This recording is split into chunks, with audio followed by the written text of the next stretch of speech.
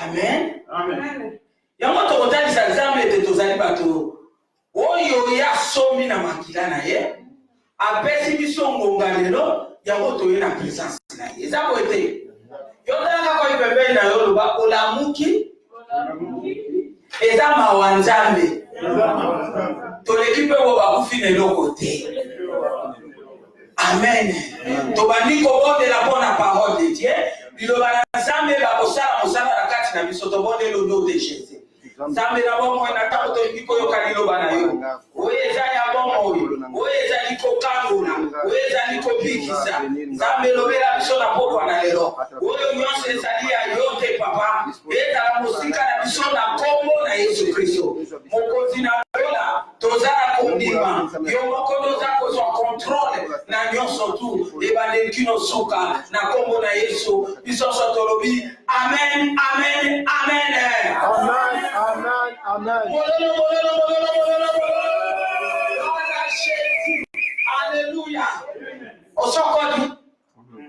Alléluia. Osokodi. Amen. Osolongi na sa mai. Amen. Osobibi. Yes. Yesu ana besoin mongongo na yo, ata na besoin maboko na beta, ata na besoin ya bamololo na yo. Amen. Amen. Balinga mikati na kolo Yesu Kristo message na biso na pokwa na lelo, na premidi ya lelo.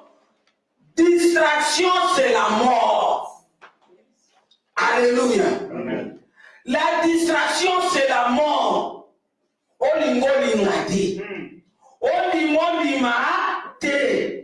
La distraction, c'est la mort.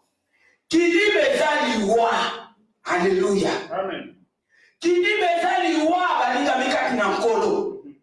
Ebele na bato batiki na se na moyo. Bakei na mkunda bazana bomo ite soki tolobi tokende kosekuisa bango mingi ezalaki mpo likolo na molimo oyo kideba inattention eza eloko moko malamu te parce que distraction eza kaka kodetourne esprit na yo na likambo oyo lingaki osala ya malamu odetourne esprit na yo tiki yango okomi kosala makambo mosusu. Alléluia. Amen. Esika makanisi na yo ezalaki mpona oyo oloba distraction soki ememi yo ekobungisa maloba esengelaki yo kokende koloba nde maloba mosusu. Amen. Amen. Bien-aimé toyebaka na se na moyo yo moko okoki kozala distracteur oza na molimo ya kidiba parce que c'est tout un esprit. Tout comme mpe okoki kozala yo oza na kidiba te mais moto mosusu ye aza na molimo oyo akoki mpe kokotisa yo kidiba oyo. Amen. Sali aza na kufa azota mpe kufa na kati na yo mpe lokolo. Kebe soko oza na moto aza na molimo ya ndenge oyo. Alléluia. Amen. Na vi na yo kozalaka distracteur te mpona bato mosusu pesaka amen. Na vi na yo kozalaka distractrice te na miso ya bato. Alléluia. Na vi na yo boya mpe moto adistraire yo. Amen. Donc okoki kokamata exemple oyo nini tozomona na se na moyo oyo tala ndenge na katikati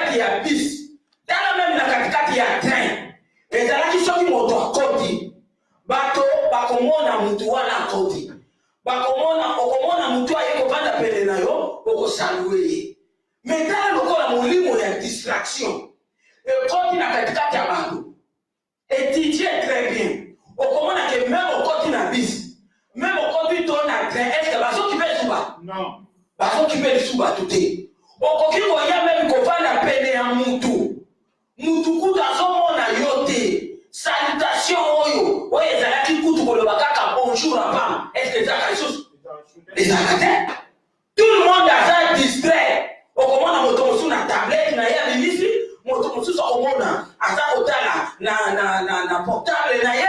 Okomona moto mosusu atiende écouter azokale musique. Nata mosusu balobi ke ozoya kokufa to terroriste akoti moyebo comprendre ezali. Kwa batutu bakomi distrait. Oyo boso ezalaki nayeba yo nayeba ote ntango okoti na biro oyo kovanda penanga na osalue yo. Mais lelo tellement bato baza distrait. Salutation eza lisusu te. Salutation comme portable, salutation comme écouteur, salutation comme tablette. Mutu okipe mutu aza te. Soki alataki babombi na ye ayepe kovanda bino mibale mpe kosala nini okei kaka bomo. Parce que boza na katikati ya distraction. Bien aimé na kati ya motuka. Nazopesa na yo ba exemple motala badeka parce que eza liwa. Na kati ya motuka soko za kokumba voiture ekoyoki portable eza kolela kozwa te lobela amen. Amen. Vie na yo eza plus que portable moto wana azopenga. Yes. Moto wana aza na place ya bien. Peut-être aza na ndako na ye, peut-être aza to patelemi place moko. Mais yo za koconduire voiture. Na kati ya voiture tozalaka mpe na cercueil soko yebaka te. Alléluia. Motuka kako ya yo moko ekoki mpe kokoma cercueil na yo. Alléluia. Amen. Na kati ya voiture toyalaka mpe no babengi hôpital. C'est-à-dire soki erate yo na cercueil bakoki mpe kokende na accident bakoki mpe komema yo okoti mpe hôpital. Okoki mpe kobungisa bilembo na nzoto na katikati ya baaccident wana. Pesana bene. Amen. Ozokuba motuka koyamba te. Amen. Alléluia. Amen. Moto wana aza na vie na ye yo mpo oza noya yo mpe vie. Soko lingi gare ta mosusu motuka soko omoni ke eza ya motuya mpo olukobenga oyeba. Me na ntango ozokonduire koyamba te kende na destination ozokenda soko okomi okangi motuka nsima osali nini obengi. Alléluia. Est-ce que vous êtes d'accord? Amen. Est-ce que la voix qui va te faire ma téléphone? Okay. Mais tout ça, le nini distraction. C'est-à-dire na kata mutuka soko zo ya baka phone oza distrait. Na moni na katikati ya YouTube motazalaki bato benga ye na katikati ya mutuka akamati portable na ye abandi kosolola soka zo yeba te koto mosusu motuka bamituko ya minene ezalaki koya. Tango eza koya ekamati mususu eyaki bo mususu ezalaki bo esali nini efini ye mutu akatali biteni mibale mutu akufi. Oyo abengaki atikali te. Alléluia. Amen. Alléluia. Amen. Oyo abengaki atikali. Mais ye asalelaki molimo oyo ayebaki te azokonduire motuka koyambaka te. Amen. Koyambaka te ou bien gare motuka. Tala lelo yo okomona moto azotambola na nzela atie kutia na kati ya matoi na ye azwi misiki makasi aza kotambola ata moto soki aza na nsima na yo yo oyeba. Alléluia. Amen. Moto aza na nsima combien tozotala bato na nsima na ye bakamati bakangi ye ta mosusu baviole ye ta mosusu babombi ye okomona moto ako azalaki na nini nekutele na kati ya matoi misiki makasi osoko oza na bongo te okokomprendre quand même ke mutu azali uswati tozala kotambola otamboli muke tosali nini otali na nsima. Distraction c'est la mort. Na katikati écouter wana kaka okomona moto tellement aza emporté na misiki makasi akomi komona nzela ondire lokola tombe aza na kati ya salon ya ndako okomona nzoka eza epesaki rouge ye na kati ya distraction azosala nini azokatisa bamituka mpe ya bashene oyo ya biso ndenge batambusaka vitese soki na priorité akomi mpe koramasi osali nini okufi. C'est la mort. C'est la mort. Distraction eza eloko osakana te. Moto moko na kati ya Bible akufa likolo ya distraction amasa. amoni Joab koya nzoka ne Joab tamba zali koya Joab na alataki Joab azwaki mbeli akobusaki na kani aye kolukisa ye po akomaye mais Amase azalaki na esprit oyo babengi yango ya kitiba. Joab aye liboso na ye azokosa lokola moto moko alingi apesa bizu. Amasi emporte donc ezalaki moma ya bitumba emporte na bizu wana po abengi ye mon frère abandi kokanisa bizu eza solo nzoka na loboko akoti oyo Joab azali kobimisa mbeli lokola Amasi azalaki kidiba bien-aimé moyen mona teke moninga azabimisi mbeli ye azomona kaka bizu bazopesa ye makomi na Nzambe lobi Joab akotisa Amasi mbeli na kati ya libumu mbala moko kaka kuba lobi ekoti azongela bisu kotobole pour la deuxième fois te po kotobola kako ya tobola ke moko wana Amasi alali Amasi akufi distraction. Bien-aimé tokomi na ta moko bato bakomi distrait okoza loyebi Nzambe okoza loyebi Nzambe te molimo eza kosala rage ya mwana Nzambe ayelinga na yo liloba ntango mosusu esprit no ezalaki détourné ozalaki na kati ya distraction na kidiba sans toyeba lelo tokomona badega oyo ekozaki bato oyo bamemamaki na molimo oyo betela Yesu Kristo maboko molimo mabe kolinga kozala distrait te kolinga mpe moto adistrait yo te boya distraction eza très dangereux eza très dangereux destruction nango eza terrible nakoko kosa bino te balinga mi tokotala bato kidiba ezalaki bango mosala toza na ndeko na biso David. Dès Samuel le chapitre 11 nyonso kotanga pona nda. Alléluia. Amen. Ndeko na biso David. Dès Samuel le chapitre 11 nyonso yango de tokotanga te tokotanga na nda. Pe tozali na ndeko na biso lisusu Ben-Hadad.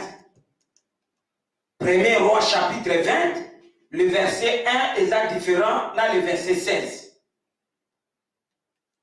Amen. Amen. Alléluia. Amen. Bandeko na ngai kati na nkolo Yesu. La distraction c'est la mort. Molimo yo ya kidiba ezaliwa ezali kokota na kati na bomo na bato.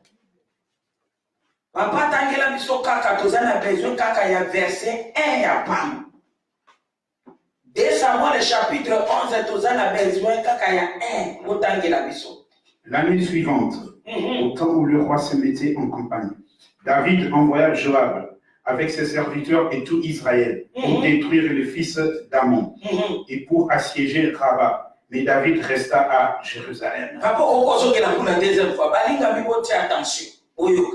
L'année suivante, au temps où le roi se mettait en campagne, David envoya Joab avec ses serviteurs et tout Israël pour détruire le fils d'Amon et pour assiéger Rabat. Mais David resta à Jérusalem. Alléluia. Amen.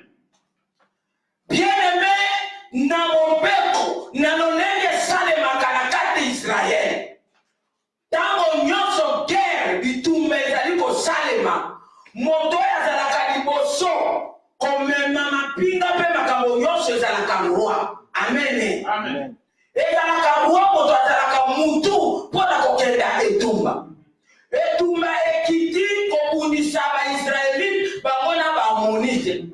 Toyoki na verset 1 ndenge balobi. Ezalaka momesano lokola roi il faut akenda. Memokolo wana roi David aboy kokenda etumba. Amandate de Joab. Est-ce que Joab azali roi? Balobi atikali. Atini de Joab akenda. C'est-à-dire à comme si Joab est roi. Yasalini atikali. Babi atikali Joab na mapinga bakei etumba. Tumba. David a ça. Aza distrait. Amen. Alléluia. Nabaki ezali ko tourner esprit ya moto. Na likamba sengeli yo sala. Yo tiki o ezaya malamu ko sala. Na moma wana ndenge sengeli yo sko tourner mo komono ko sala likamba sus.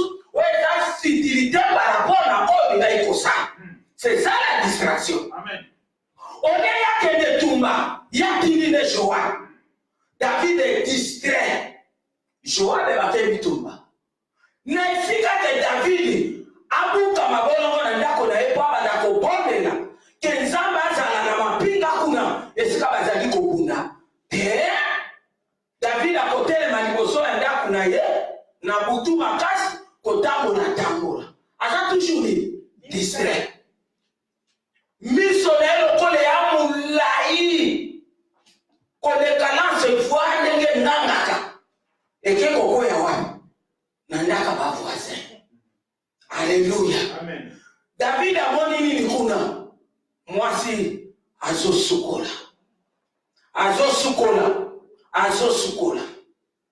David atali. Est-ce tango yo tali interdit basalani? Olongoli miso na yo, olongwe wani. Te David abali kolula. Oui, il faut lula pour déjà ezalaki moment ya akende guerre. Ye atikali na nda donc ça dit azar distrait abandi kolula. Est-ce que vous comprenez ndenge zo même? Yes. Abandi kolula. Mais si ka kesuka bongo tien na tongo David abengi ba petit mon coffre na ye. Oui ba petit mon coffre né. Bana bitinda bato ya mobulo batinda ka bana bitinda bakela ko tshela ka bango banzele. Oui ba mo. Alléluia. Amen. Bokende ko se renseigner. Mwana mwasi wana po oya kopesa ngai information. Ekomi 3 dégâts. Alléluia. Amen. Ya liboso afandi na nda ya mibale. Amoni mwasi ya misato atindi. Bakei ko s'informer ba yei ko yebisa ye aza mwasi ya bato. Pesa amen. Amen. Ba yebisi ye azali mwasi ya bato. Lokola molimo ya kitimba wana eza ko continuer ko sala toujours na katikati ya David. Oyalo ba ke mwasi ya bato bo otika te. Bokende ko zoela ngai ye. Ba ke ko zoa Bathsheba. Asi ba bisa ke kaza mwasi ya Uri capitaine na yo, oya za na front kuna za ko bunda. Boya na ye kaka. Ba ye na mwasi. Problème de mwasi aye. Eza pe na bato musoko ko telema pe boye, pa lobi non na limité. Alléluia. Mais tellement kitiba ese kotaki pour place ya David ezalaki wana na Jérusalem te. Fala te na foya bitumba. Déjà esprit voilà parce que c'est tout un esprit. Et c'est ça il musala na kati nango balobi ke accoucher na Bathsheba. Asilisi mwasi wana ke lokola ya yebi ke asali mabe balobi ke David se purifia. Nana ina tonoma ya makila ya Yesu kuna kata nda. So sali masumu ya mko bongo makila na Yesu. Makilana, wataina tonoa. Opesa ngata tonoa. Est-ce tonoa ya les ans de Jésus moko ezana ndaka mutu moko. Ke oke no kusaka masumu akopo yaka. Jésus, les sang de Jésus est purifié. C'est ce que David a dit. Ayebi kasa sali mabe balobi il se purifia. Akeko komi petola. Nzamba lobi ten. Yo komi petola. Mumi wana sa jurondo. Betele Yesu Kristo mabo. Betele mabo. Baye kwa sa David tika ate théâtre. Purification ni lokozana. Mwasi wana sa jui rondo. Asa jui zemi. David Mayele est sire. La distraction, c'est la mort. Atali likolo atali na se embati. Et comme makambo azemi, oui, il fait comme makambo azemi pour distraction, c'est la mort. Amen. Oluki yango okomona pe akoyako kosungo très bien molimo ako kosungo pe la malamu musunda ko kamwa yeyo kidiba bakay ko zwa mwana mwasi wana David azongise kuna zemi lokole zonga kasimate akadi bozoto bino somona zemi musoto kasima montole bando tombwa bando tombwa zemi mwa sanja misate zemu ikunju mukebo bandiko bima David abebali mais mo bando to betela Yesu Kristo maboko voilà Jésus Bible dit tu connaîtrais la vérité et la vérité vous affranchira amana zolo bao ngana chema na munoko betela Yesu Kristo maboko amoni montole bando tombwa likunjo bali mwa komata ya kwa lobi mbali mobali fo ba kelosani aya pona nini na kieleze leo bakeko jwa iri akoyaka David azokosa kotuna boni Joab boni Ken boni peuple tolobinga nayo distraction alléluia amen oui que la question va distraction ça autour boni Ken boni peuple boni Joab chef armée kuna et tout maison que les biens distraction abandi koyo kolia abandi kolia tango basisi kolia balo David alobi na ye zonga na ndaku nayo kende kufanya akanisi mutona kokenda te kwa kenda kusangana na mwasi ne kakilele jemi wana nzama akodilika mubana wana alali na katikata porta David bakio David babi akeita balobi que David a envoyé qui le présent personne n'a tanga bien tena kutaka njoka ndia tindela yeba kado njoka zoyeba kibaka pena bakado msongo likambo mususu ezana se babi il envoya les présents nabi David mayele mabe atindela kiye kado memutwana nani iboswanja kwa David babi si David babi irakete tolala kinao David abia mukite kwa David non aussi longtemps que Jésus est vivant aussi longtemps que yo roi oza vivant aussi longtemps que Joab est un chef armé azana guerre aza vivant aussi longtemps que l'arche de l'Éternel kuna pona bitumba libota na zambe zobunda na okende na ndamu na ngate pona simba mwasi na jamais na okenda te Alessia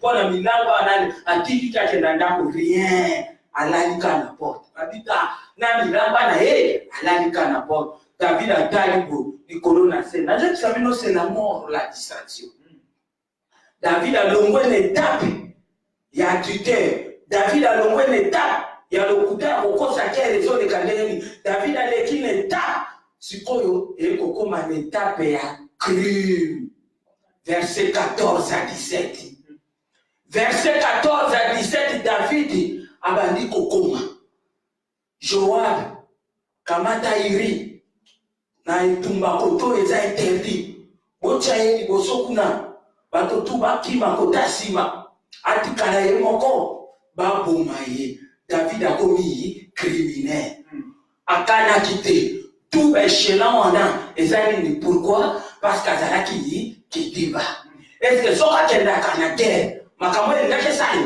rien mais lokola zaki distrait tikalaki voilà maintenant molimo kidiba ndenge za komema David bien aimé moto a na lettre mazoye bate njoka na kati lettre na yo kuna na kati oya so memela Joab njoka re ya bomo inaye yango ba lettre mususu ko fungola kaka combien basibisa bango ba touche au mona boko mona lettre mentoka na sache kutulu na kati bambila bolokwa baoka ba solona na bango na bango ba yebo ba fungola okoloba ke yote me ba moni de yo omona pe bato moninga kabitema mabe ba okolandele bo mona pe da aoya ko témoigner te ki sanaki vie et bien pesa amen alléluia surtout les lots ozo voyager no mutako ya taki funda asaki mune mais maba de kona ngaba kwa aéroport kuna kina fungola ukileza kubeba alléluia ukileza kubeba na ukuma mwingine alléluia amen moto ya komi na lettre secret wana motayebi ya moka ka David yena Joab bakomi na Zambe lobi ba keine tumba lesiko interdit bakamati iri ba poussière boso bien aimé iri akufi non seulement iri na batunda bo mosusu basali ni bakufi nyoso tu wanani molimo ya kidiba ya monde motememi David a commis criminel, David a commis assassin.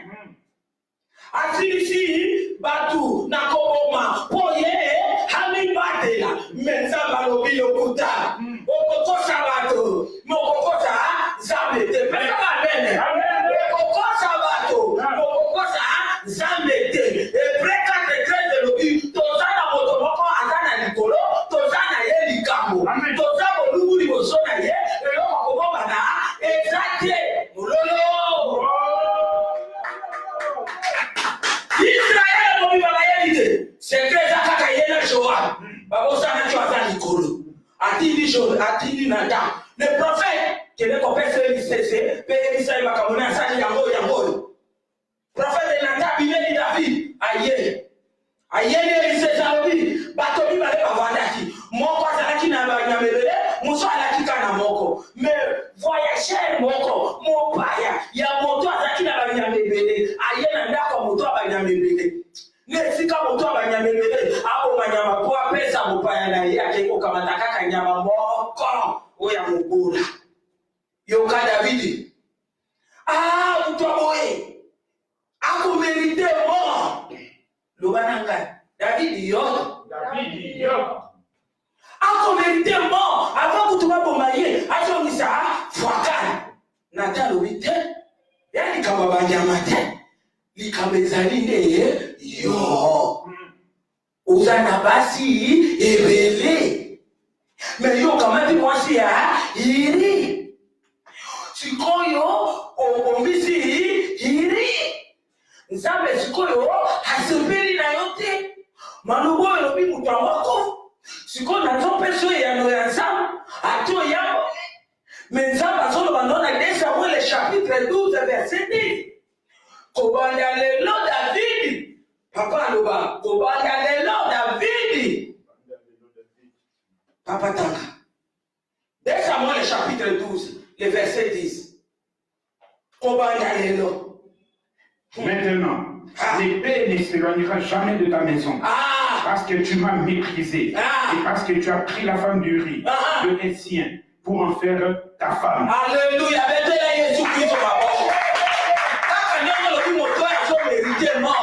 David mort on opéré et conquis. Mon père de Kolobaka na ndako na yote. L'esprit no ya kidiba na makamoyo yo osali. Nesiko keneke yo tikali na ndako. Okamati mwasi abato obomisi mobali na ye yope epe ekolongwa te lobelanga amen bakidi base la mort kokuta mort wana ezaka kokende na cimetière te lobelanga amen mort wana koki kozala ozana moko imbo na nzoto mozaka o debout alléluia alléluia bien-aimé sikoyo tala sikoba lifuti ya distraction ndenge tobe makufa na kati ya moko ya David ya liboso David mwana na ye oyo yachakiseni akufi pesa amen Amen. dala kolona kamuma moko metano libakibisa kebili bozakana te na kolona sokoloni malamu ata muke nzambe ayesaka ngo munene sokoloni mabe ata muke nzambe bakokomisa ngo munene yasalaki kaka mwa kidiba muke me oyako yako peye eleki nyonso tu alleluya oyako yako peye eleki nyonso tu mwana wana akufi si mwana nako kufa nzambe alobi na sila inote nalobaki epe kolomba te David na kata ndako na likamba kokamwa impresse lokola Amnon mwana ya David akende kolinga place mosusu te akende kolinga ndeko ne Tama lobela amen alleluya akende kolinga ndeko na ye Tama asuki bongo tasali nini aziolele lobela amen aba yongo soma bale tutango bale tutaki diba ya mibale ya wana aziolele kone David alele ndaba lobi ezili na lote alléluia troisièmement ni ya sikoyo Absalom sikoyo mwana ya David kolera bomba après deux asali nini abonga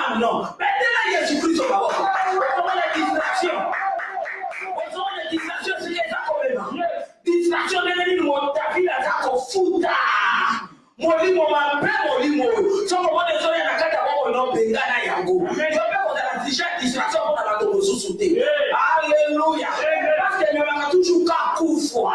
Amen. Absalom bomi amno, David aleli, Nzaba lobi lela na yo, nano ngana yo, to silanite. Absalom zongi, taba zongi, azako se proclamer nani, akomi roi. David asali ni, akimi, David guerrier, azoki mama kolomul, azipie la madaba, nano zipite. Betela Yesu Kristo maro, nano zipie la madaba. Alléluia. Amen. Nano zipite, okomana kilo ya kidiba, ndenge nini ba mumanako, ebimisaka. David azole la bakolongulu na bashime oba kokai kolba na David te babandi ko fingaye ko lakere mabe ko kwakere baze ko kwakere mabanga lobela ngamene. Haleluya. David azongili nano afanya zonga zabalobe sili na note bakolongulu ne ko sana ngai rien oko futa talo ya kidiba nayo mwana na Absalom, tala komi roi na kati kuna. Abisko ifona sali, ba conseiller David ba telemi, ba bi problème ezawa. Tabola na basi nenyoso dize, oya tiki bangwa na ndako. Tabola na bangwa na biso abato. David asala kina nkuku, oya ye, elimi banda betela Yesu Kristo baba. Abomination, inceste. Ezola na kaka nikola molimo oyo. Mwana Absalom tabola na basa tatana ya tika kidizi mopiba. Na miso abato. Quelle humiliation! Molimo yeme makabatone humiliation. Molimo yeme makabatone irréparable. Alléluia. Lelo bakabasima mutu sukale sobali na zelo kolokota ndege bini. Susa na weza laki molimo ya kidiba. Ememi kufa na kati ya moto. Atango na basi nenyoso akoya hakuna zongi na bokonti mesoni afibaso na dize akeko kama bangona ndako mokobo ti baso na mokolo na bango kufe kokaki akufe atika lisiko simba bangote mo suivi lo na yo amen la yesu suivi lo na amen amen hallelujah amen et s'il peut na côté malgré ça les baki de wana mais ndaba lobizela ya suka suko na zo ya kusala ya mutakoma kama bangeta sasa nini? Oh David bogale leo. David ngaka bogala. Plomb David su plomb. Nyoso to niko pesa kalito na ndenge bibe zoloba. Mutamaka misisa sasa nini? Habibi misisa. Motombange elenga katembake sasa nini? Elenga. Motomine pe akatena sasa nini? Pe lo kama teko teta masangu betela Yesu Kristo mama.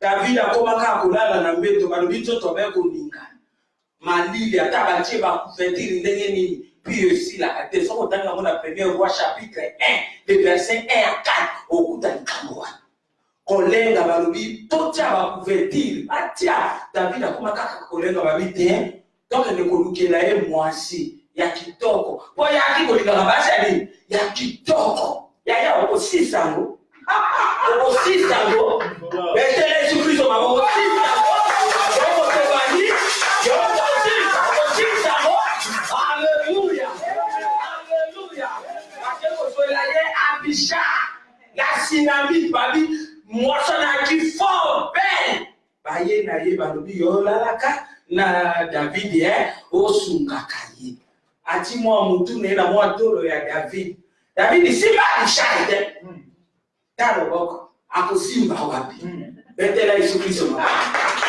simba lebebi haleluya alishaya panda ti David akufa batoba lobike atikala kusimba mwasona te atikala pe kuyeba ete yaya to sisa mote to ya kokutango to kolekana to zaba pelere kobama nzambe eleki makambo nyonso to amen haleluya kobama nzambe eleki makambo nyonso David mutazako lekisa basi tatikala koyeba yete atikala komona yete atikala kusimba yete David mbange lenga mine kwe ya David misite bima David akolaki njoto malili akoka eloko moko te akomaki na 3e makolo webi 3e makolo njete Kati tango zokenda boye yo moto linga kuta basi tango zokenda boye siko tango tango lingo tourner na bakidiba na yo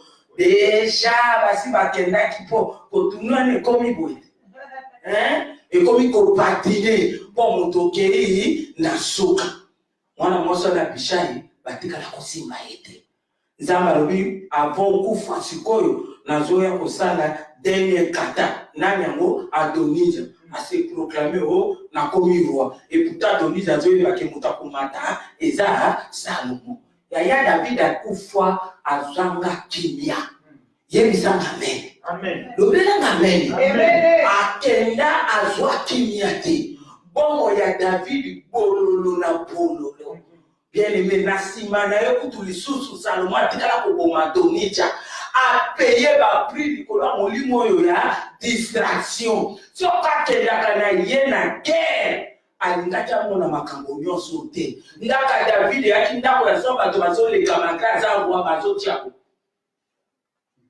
ana ni batakola na mosili baotiako okomona ndenge wana amno mwana ndenge wana atakola afiolaka te kone azala boma azala atakola na basi ami donc ekoma kitengo wana kolela mokolo ti David akenda tobima na molimo ti eka molimo moke ezosala rage na momo biso tozoloba tobima na kata molimo oyo benadade pambanga makambo te aye kosatake na kati ya bitumba na baisraele ntango wana chef ezali nani Akani me likambo kokamwa soko tangi na verset 1 okomonake aye na 32 baroi baye mpona koatake me likambo kokamwa na verset 16 ntango etumba ebandi baya kokuta benadade aza komela masanga langwi ye na bashefu nyonso tu na ye bayaki mpona bituma lobelanga amen komana koma yo banda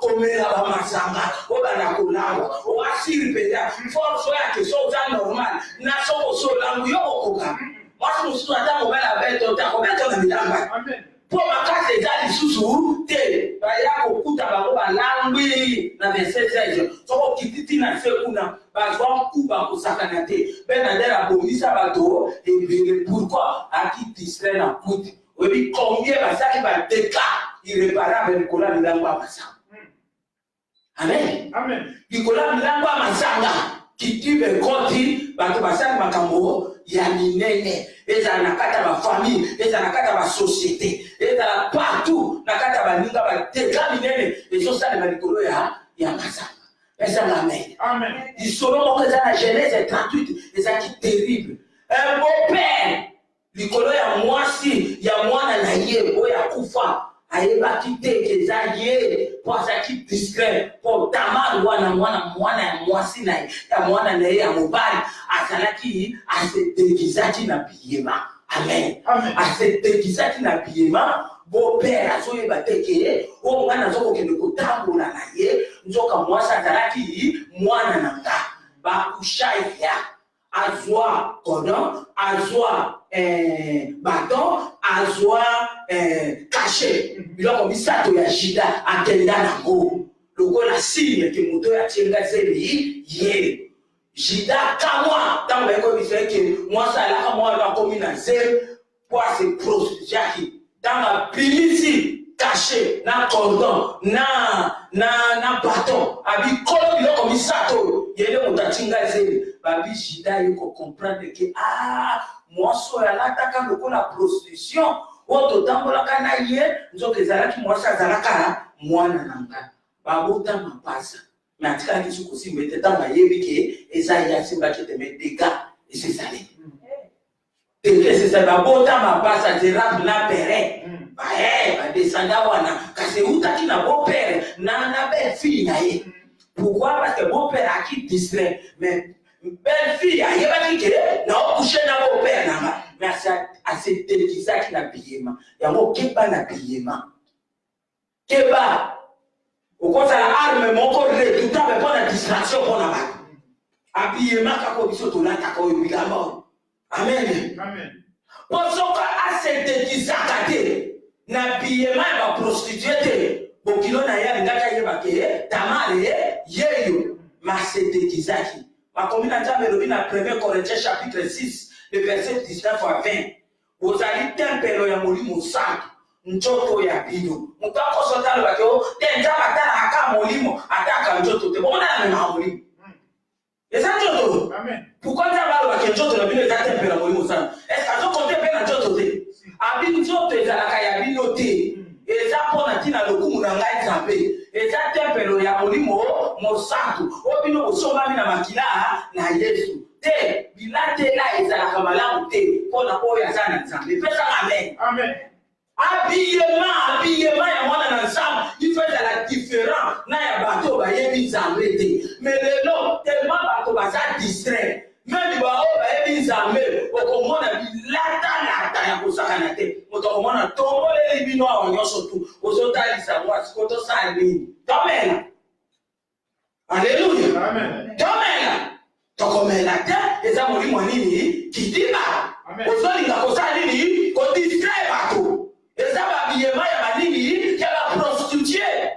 Alléluia. Amen. Omona motalaki elamba omona tia awa elamba nyonso tu mokusa sikoyo bipelana tosali. Toya kolenge na ngoma kwa kusa. Non. Tokolenge na ngoma kwa kusa te eza molimo mabe. Amen. Yango moto ezotinda moto tu avabima totalaka na kitalatala nakosi. Amen. Totalaka na kitalatala ndenge nazawa yambiwa na boni na miso ya bato ezawa na boni na koyeba soki nabimi na babilatela nayeba eloko ndinga nazoluka betela Yesu Kristo maboko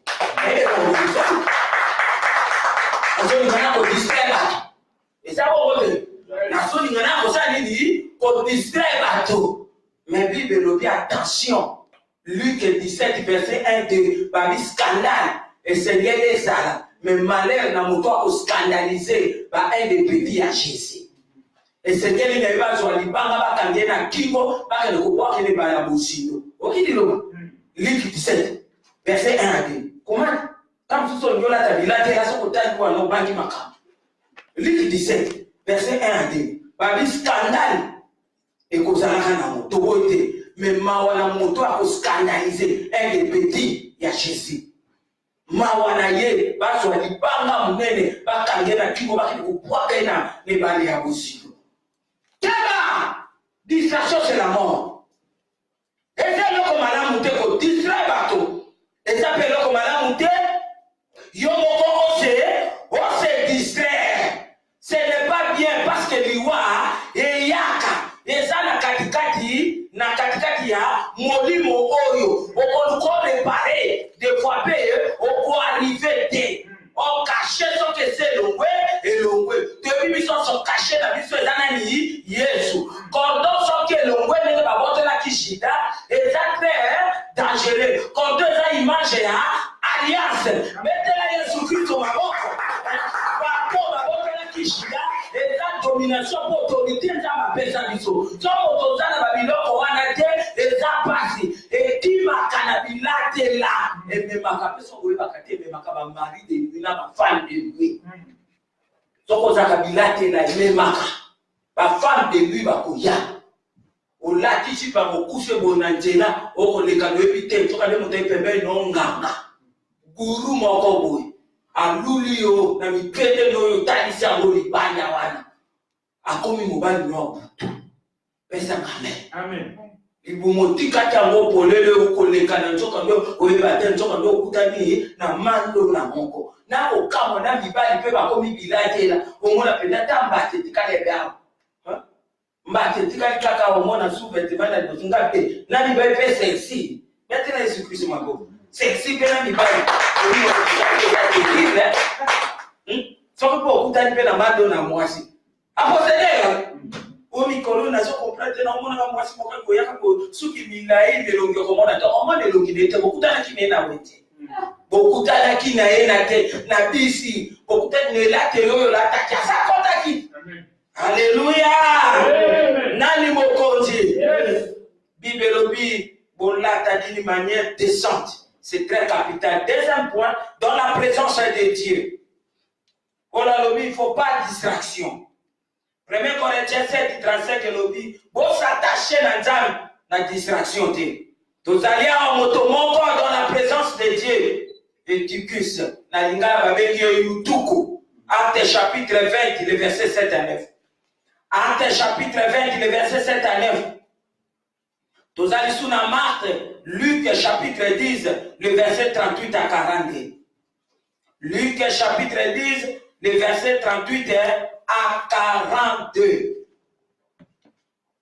Dans la présence de Dieu, mais ali na bato comment nazali boso ya présence ensemble, mais molimo ya kidiba ezali kosala menaye. Apôtre Paul abandi koteya batu bavandi lokola biso tozali awa na katikati ya culte adoration mpona lokumu na Nzambe. Balobi azote.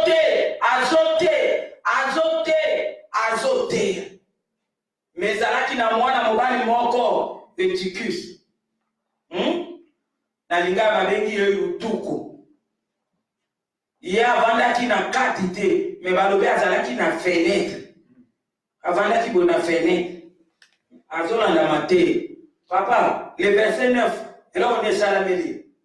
Or, un jeune homme nommé Eutychus, qui était assis sur la fenêtre, s'endormit profondément pendant le long discours de Paul. Entraîné par le sommeil, il tomba du 3e étage en bas et il fut relevé mort. Alléluia. Amen. Dans la présence de Dieu, de Tozabo et Bozonanzan, par Yutuku Baza. Message Zokita, mais Motaza distrait. YouTube avanda boye na fenêtre azola na message moto avanda na fenêtre c'est-à-dire na njoto bilo ozomona ye awa mais na esprit na ye na pensée na ye eza wapi libanda mala moko sommeil ekali YouTube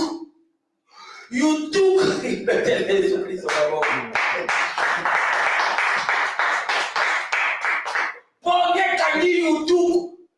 Message désolé, Pongi, YouTube qui na 3e étage. YouTube alomba na kati ya Pongi na ya somo. Boka kaka ningeto leo. YouTube na mabele bia. Bino moko bomo na 3e étage ko bika. Babi YouTube a ça dit akufi. Mais comment kufa dans la présence de Dieu? Pratiquement impossible. Pourquoi Yutuku a debout? Amen. Dans la présence de Dieu, tu la débouter. Amen. Dans la présence de Dieu, il faut esprit dans la calme. Il faut esprit dans la assis. Amen. Alléluia. Amen. Dans la présence de Dieu, Tozakoya, pour Nzambe à l'Obelabiso, Nzambe à Pamolabiso. Alléluia. Nani mokozi. Eza lokola YouTube, eza lokola image ya ma. Yesu asa kote. Bazalaki na présence na Nzambe. Nande kone Marie. Mais chose étrange. Marie akeni na siama kola Yesu. Mais Marthe akeni na ye kolamba. Alemi, makolelemi, rhumatisme bétier, Nicolas ba carton ya ba Thompson, a toki alemi, a okito te craquer. A yesko e pa ya mer, l'obéra ne kolanga, a yake ne kosunganga. Maître atala dit me malada, pour qu'on s'agite. On s'agite pour na nini na makambo ebele. Ne kona bonne lo kwa madame. Chaque chose a son temps. Boye na présence nanga. Et donc on dit que kuna na milinga ya cuisine. Oza kozagite pour na nini. Ne kona zo eloko mutakoki koboto la yete malada. Est-ce que le loba malada bakoki ko changeawa? Amen. Est-ce que malada moko bakoki ko changeawa? Amen. YouTube moko bakoki ko changeawa? Amen. Alléluia. Amen. Oui, ça peut arriver. De quoi YouTube? Ça peut arriver. Fatigue et un joto. Tant que là qui vient dire. Ça peut arriver. Mais au contraire, tant qu'il peut y avoir, il y a pas ça. Maintenant, on pose la présence à ça, on a besoin de la parole de Dieu. On a besoin de la culte et l'adoration. Mais si on va dire, c'est-à-dire, comme YouTube, pour qu'elle est dit, on perd la 3e étage. On kufa les gens spirituellement. Alléluia. On kufa baba. Il y a quand il y a un pour la reine comme bon de la titi. tiki asekwe. Mengana yota msusu toko sekwa te. Wati kape kwa dia kaba fufuso uliboya. Alléluia. Amen. Bébé Jésus Christ au corps. On t'a dit nous nous allons vous aider au soya wa présence d'Anza. On va dire tu vas nous aider. Il y a ça va être la présence d'Anza. On comment il nous tout Amen. Amen. Amen.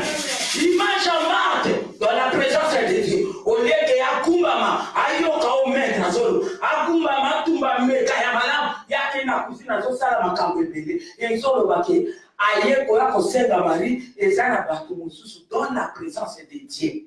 Basala ko ba distraire ba nima. Amen. Amen. Ezana batu. Est-ce que na kosi? Amen. Au moins la présence en Nzambe mais akobanda kusala makambo moko pour bato ba tirer attention pas les quoi distraire.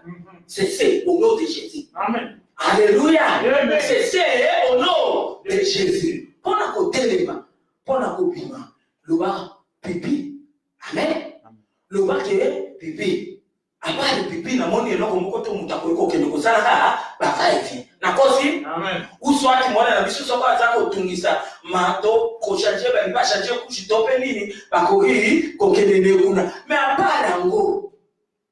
Va et vient yani, c'est pour détourner les autres.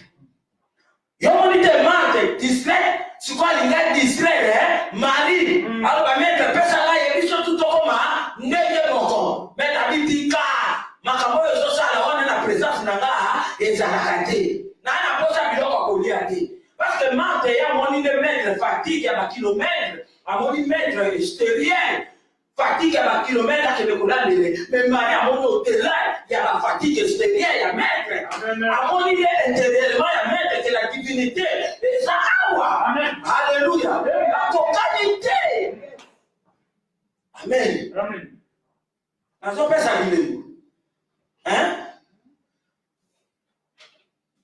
wa d'accord nanga amen na pesa bilembo to ko inverser rôle hein na présence en Nzambe jamais na pesa bilembo oya bato bakanda baka distrait pe baleka ba distrait bato tango bato ba ina présence en Nzambe na balilo na kata ndako biso na ndenge to kana banda soko kotanga bible mbala moko telefone eleli allo bonio motano ko solane aleki Nzambe ko tanga makomine soko sisi soko benye na sime ko sani elote musuba kena plus loin même azaya kofuka mana katikata ndako azokonde la penda ka telefone asokwa beta mukana yangope umebo yangope kambo obeni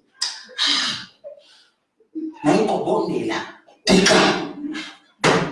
tika alléluia amen soko sali yango kata pe prière amen soko sali kaka ndenge wana que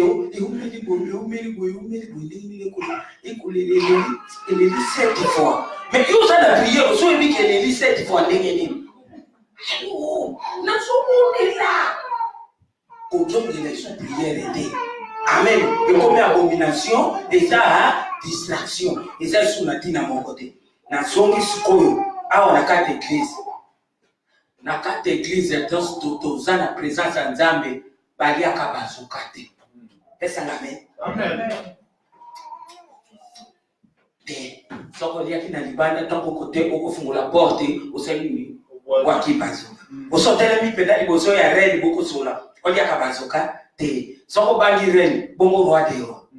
Alléluia. Balia kabazoka te. Pesa amen. Amen. Na katikati église basola kasola kate ezanatina. Amen. Amen. Parce que na moment zo solola o éviter ni les a causé passer parce que dans le moment de notre zalibo le Saint-Esprit est là.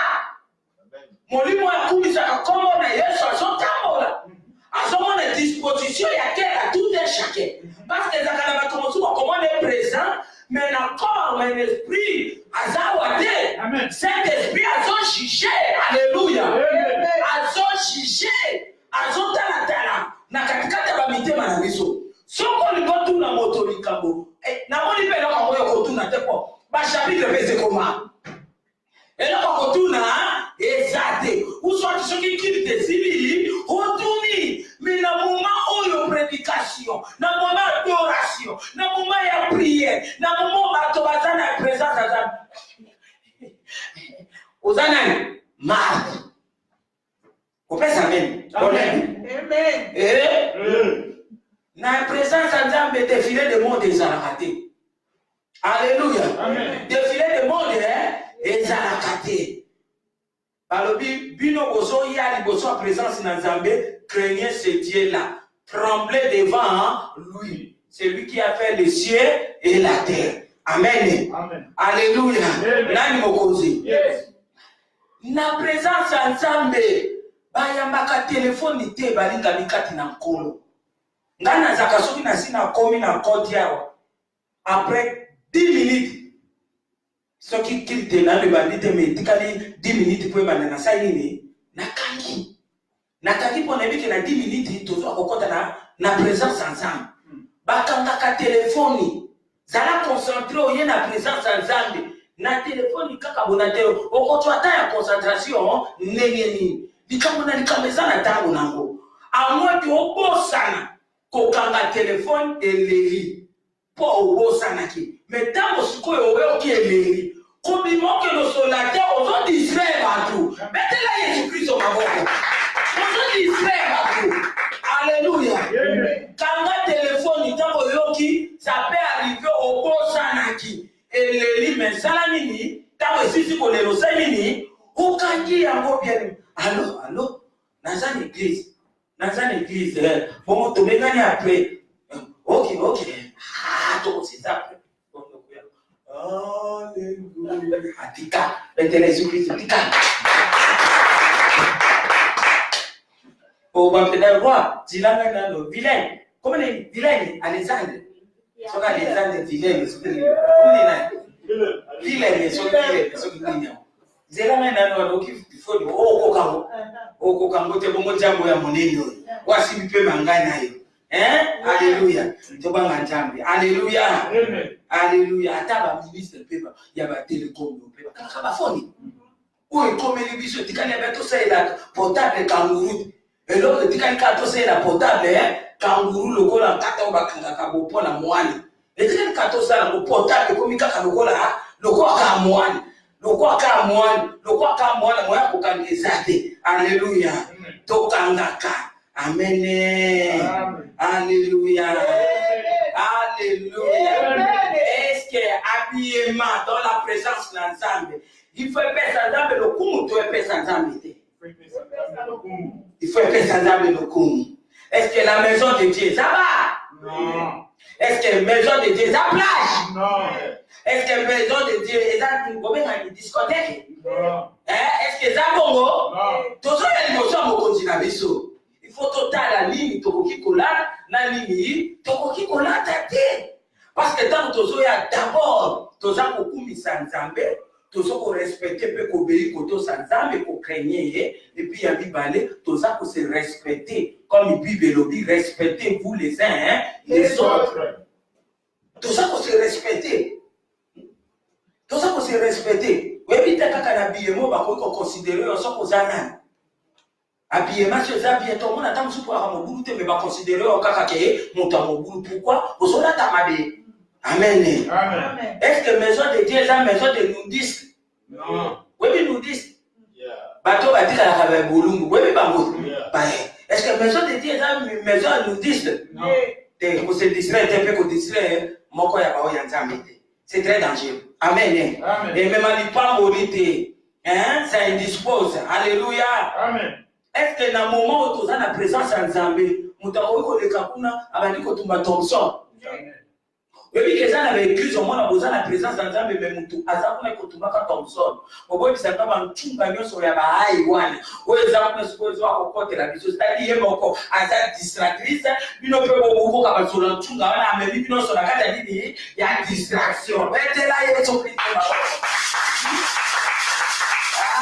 Alléluia. Point 3, comme il a trop tard. Awa trop tard déjà. Bami ya mokili. Yesu alobe ya kolinga mokili. Aza isusu moto na ngai te. Mwasa lota. Genèse chapitre 19, le verset 17, le verset 26. Les 5 folles. Matthieu chapitre 25, le verset 1 à 13. Likama, likama, likama, likama, likama, likama. Bien-aimé, Zamba lingabo Sodome. Malobina kobo mabote na yebisa molinga minanga Abraham pour neve ne lot azakuna na kata Sodome. Bade anjo ba eko yebisa Abraham asali intercession lokola intercesseur. Zamba lobi OK. Lote abima na mwasi na bana na biloko nyonso. Bade ange oy bakoti na katikati ya Sodome pona koya kobimisa Lot. Bakuti Lot, balobina Lot kamata nyonso ezali ya yo bobima po ete Sodome na Gomorrhe balingi mokili trop salite leki ezaba azwi résolution ya koboma bango. Amen. Amen. Kotumba mona moto. Bible lobi Lot akeri po azalaki na bana remi bale epa mibala bana na lobi nzamba ligaboma mokili tobima. Bakomi na nzambe lobi ba chambre ya Lot bamoni yango plaisanterie. Webi pourquoi bamoni yango plaisanterie? Po balinga mokili. Alléluia. Amen. Pourquoi balinga mokili bazwa yango lokola blague. Ba ange balobi na Lot bosala makasi. Na yo na mwasi no na bana bino mibale. Allez, pourquoi 4 personnes bosala nini? Bobima. Ba insiste ba dilisi bango. Mais ba ange na mibale moko parmi mibale wana moko alobi na Lot ndenge boza kopima boyi otia matoi boyoka. Verset 17. Après leur avoir fait sortir, l'un d'eux dit, sauve-toi toute ta vie, ne regarde pas derrière toi et ne t'arrête pas dans toute la plaine. Sauve-toi vers la montagne de peur que tu ne périsses. Alléluia. Amen. Phrase est claire. Ange parmi mibale moko alobi na Lot ndenge bozopima boyi makambo ya kotelema na nzela te makambo pe ya kotala na nsima eza te kotala lisusu Sodome te kotala nini na gauche na droite kotelema te kotala na nsima te okenda Lot alobi na montagne na kokoka te na bata matao na moko ya mokio oyo babengi kombo John. Ange alobi na kote lisusu okenda kuna. Bien-aimé likambo kokamu bato balinga mokili ozomona te ke bato bakomi distrait bato balingi mokili koleka Nzambe tokokamwa pete po Bible elobi na tanga suke kozala kaka bongo me malheur na yo soko okoti na range ya basi ya baloti lobelanga amen. Amen. Verset 26. La femme de l'autre regarda en arrière et elle devint une statue de sel. Akufi. La distraction, c'est la mort.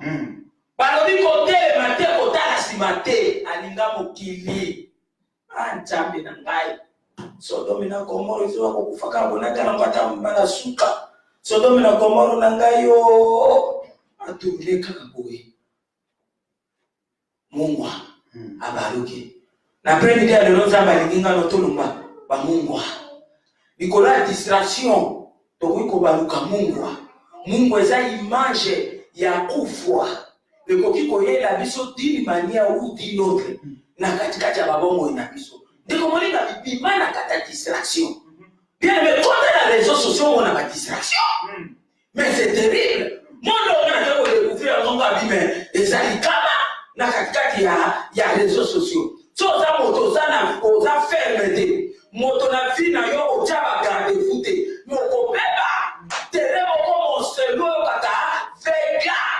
Il faut yo moko tia mela ba garde fou na yo. Il faut yo moko tala na fermeté na yo, na discipline na yo, na marche yo kota kolaka na Nzambe. So ki to ko za emporter okoti okuta ba distraction yo moko koma distracteur ou distractrice le col. Alléluia. Amen. Bato balingi mokili mingi, bato bato comprendre les sous teke, tant eza mabe, racheter les temps quand les choses sont mauvais, mais bato bato comprendre les cas te, Sodome na comment les 10 mois, so tu 4 comment na monter. No ate abalingi mokili. Baikolia, baikomela, baikobalisa, baikosala tout, baikosala, bakamo mbule noka, bakasaki ya momesa mbule silakate, mbule beta 40 jours, batoso na mokili basila. Alléluia. Amen. Distraction c'est là qu'on m'appelle, pas comme une distraction. Ngalo tout bima na kata distraction. C'est une folle. Basi opportunité na bomo ina bango ko soit lampe. Basi lampe bien aimé. Basi ngolu ndenge ngana yo to so ka dilo bana nzambe parce que lampe ça image ya parole. Basi qui disent cinq sages basi lampe na bango na munde. Basi lampe na bango na oui. Mais cinq fois l'autre sur le bénin, la distraction sur la mort. Bango basi kaka muinda bamba batiki oui. Vase c'est image à l'âne. Lampe c'est image à parole de Dieu. Oui, les images à Saint-Esprit. Saint-Esprit la parole batabolaka zera moko. Chamo oko le bakio na zaka na parole na tika Saint-Esprit lokuta. Saint-Esprit la parole va marcher toujours ensemble. Personne ne va raconter ces jours-là, parole tamakoya, kozonga Yesu. O eza image à parole, tamakoya, à quoi kozonga motonyo sur tout à kozonga boba avec la Saint-Esprit. Amen. Et vous avez le Saint-Esprit, et ça, nous sommes dans la transformer encore incorruptible pour tout matin. Mais tel est Jésus-Christ au Maroc. Tout est dans votre matin.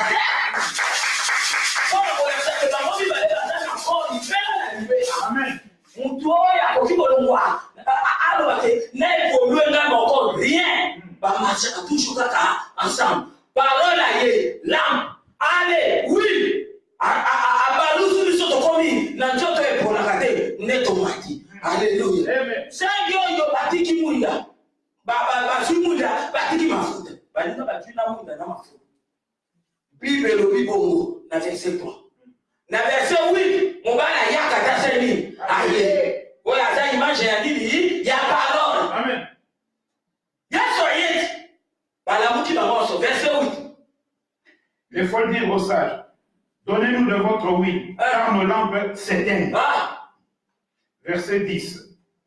Pendant qu'elles allaient en acheter, l'époux arriva. Celles qui étaient prêtes entrèrent avec lui dans la salle de noces et la porte fut fermée.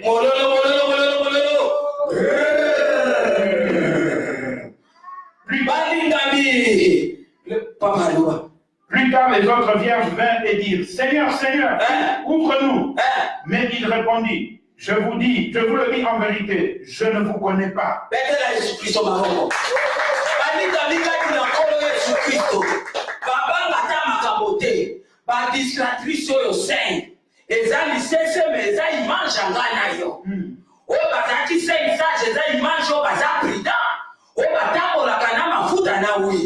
Nakata vaso ezalo njoto na bango. Mais ça il faut le basa image ya lampe pam sans oui. Yesu aye batako kende ko ebisa basage. Saint opesa biso mafuta. Besi bango balobi non. Biso tozaka na mafuta ya biso moko. Mais poto pesa bino moyen ko pesa te. Ce soir il faut yebango. Nzelo yo ekuke na kaka. Mutako sa yo violence azaki. Pesa amen. Moto akomela mokumba na yo. Pona kokoti zona loba azate. Biso nyonso tuto zaba sacrificateur. Na kata rasa sacerdotal. Lokota na katikati ya nini ya etumelo oya zambi. Alléluia. Yesu asa sala mosala. Soko za distrait moto mosuta koloba ngana kumba ekaka te. Balobi bakozala mibale na kata meto moko amandi moko atikali bakotuka ponde sika moko amandi moko azali atikali le salut eza individuel. Amen.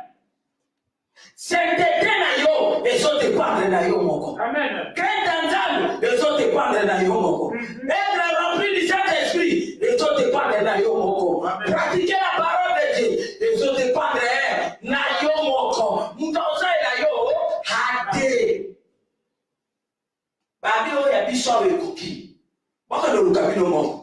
On dit Thessaloniciens 1 Thessaloniciens 5:19 elobi n'éteignez pas l'esprit.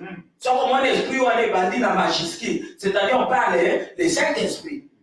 Donc les gens à bateau à bomba comme molimo sang, soit bombi molimo sang tout d'ailleurs et talio. Et soit caché pour tout et. Parce que on sait que maman molimo sang, oui, mais on sait que maman oui, oui l'année. Molimo sang les gens à motoyon surtout. Soit on battre là, on battre lui. Soit on va bombayer, on bombier. Dis comme ça bien l'amour, alléluia. Amen. Babi, allez soutenir, on a fait ça pour lui, bah ça écouter. Trop tard. Bakoyaka boy déjà mettre ça kamati. Les 5 des sages naïe, encore ici, bango nandako, ya libala, ya nos, akamate kukia seni, akangi. Fwa bakoyaka 5 one, bakoyaka. Seigneur, fungola biso. Yesu ebisi bango ouvertement. Naebi binote. Yes. Naebi binote. Mutako sote trop tard eza. Trop tard nakata vie ezalaka. Nakatikata bonzambe oyo. Mutako sote. Oba tumusema waka. Tango na ngai tango ekokoka. Likamote. Lokwa yo simba tango. Ngai naebi na Bible que le maître de taille yale nzambe. Lokwa yo koba ko simba tango. Oyebi ke tango na ngai na mekokite. Yo moko ebi tana yo tango ekokoka. Mais ngai na yebi une chose. Proverbe chapitre 25 verset 1 elobi boye. Kosakana te, kosevante te. Po yebi te nini kobota lobi. Même soki tosisi awa, toyebi te na sima awa nini kobota pona nga, nini pe kobota pona yo. Oyo asimbi souffle, yebe muta yebi nyonso. Muta za maître ya pe mabongo na yeye azate. Muta ko sote ta ezali. Kani na so prêcher ko. Ta yango yo. Imana katikati ya distraction. Zonga na kata chemin na nzambe. Bani sa parole de Dieu na Saint-Esprit. Ou éviter l'obito, c'est après 5 minutes, là on dit de coquille kopota. Combien va se dans le téléphone, mais après 10 minutes, va se dire que vous tombez pas. Est-ce que ça trop tard? Ils sont à bon point. Et ça trop tard. Amen. Alléluia. Et ça trop tard. Bamakamba bamapalo, bamakambo yaba mbongo, bamakambo yaba mituka, bamakambo yaba ndako, bamakambo yaba eza éphémère. Eza biloko moko ya mwa ntango muke. Bikisa molimo na yo. Bikisa molimo na yo pona sima na mokili oyo eza miselo ezali. Ame na yo na ame na ngai ndesike koyeba ekozalila wapi. 5 fois le coma qui trop tard, Yesu alobi na epipinote. So potani na verset 13 na Matthieu chapitre 25 kokoka, Yesu atopesa so conseil alobi nini papa.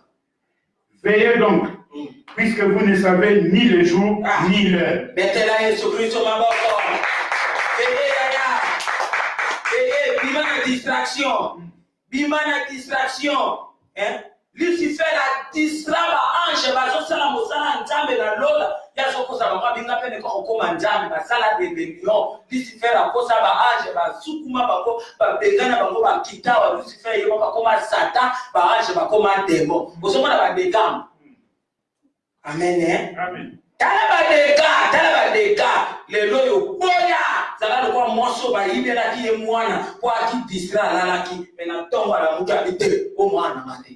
Songa kati no sofoni de 1 tala pelolo bite vioyo na mwana nzambe me modelo ngana so kendela modelo ngana so tambola liboso nzambe ya kote me refise oza l'autorité. Amen. Alléluia. Moi ça na tala lobi mwana asaya ngate mwana asaya ngate kwa na ki distrait ya kama to ebelime ya yate azo ya na bana mache tali wa bite to kele pa ya roi. Les autres, c'est pas le bossa des rois des rois. Oui, les qui Salomon. Alléluia. Dans la pédation, on a katina yo bité. Na komi na ba fidelité trop. Na komi na makambo moko ezama mutu na makolo. Ate, o eza vina ngate. Na wana nzambe je refuse. Na boy ko ma Yesu. Parce que ba lobike, o ya kana Yesu ngata na fili. Yesu ko ba prévision na ke yango, ba kenda ki ba ya roi ba récupérer ki bon. Que l'on récupérer bon yo. Bimana kata distraction. Boya nemelo lisamba lokobenga ngate, tobiso kobenga ngate, pono ki mosalo e kosa nini, e kokatana. Na oyate na boy distraction, e ba distraire. Mais nemela boya. Boya. Tanza mabe boya.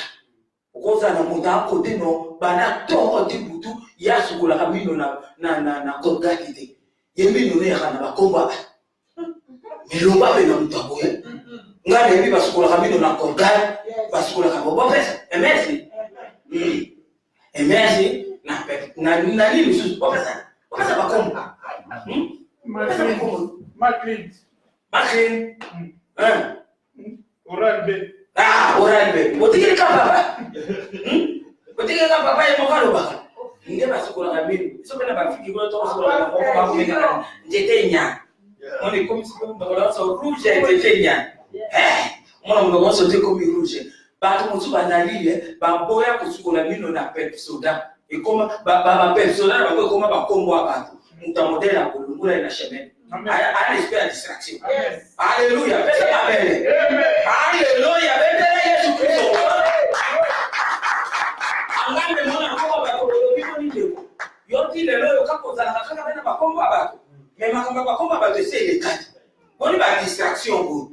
Tolobela soki tolobela Yesu. Soki peto kotaka kombo ya bato totaka bango na ndenge sasa bien. Alléluia. Moto mosusu komona tongo bande tana ki kotonga. Mais mon colombo comme la paracetamol 10 ans. Alléluia.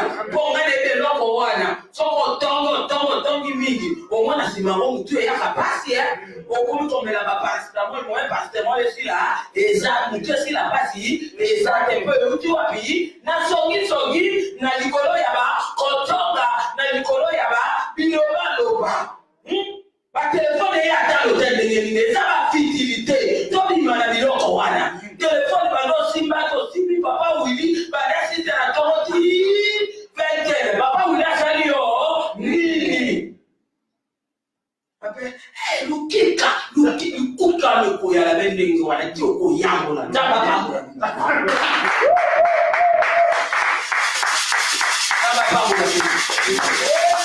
message copy message copy penda solo amen. Et quand tu pendas, tu l'embêtes na katikati ya distraction, ezala na banda kuna biso, ezala na présence nzambe, ezala na baninga, ezala na bipeto kala kusala misala, ezala partout. La kisa identité na yo, ko bebisa alliance na ote na ba fidelité makamba pam. Amen. Amen.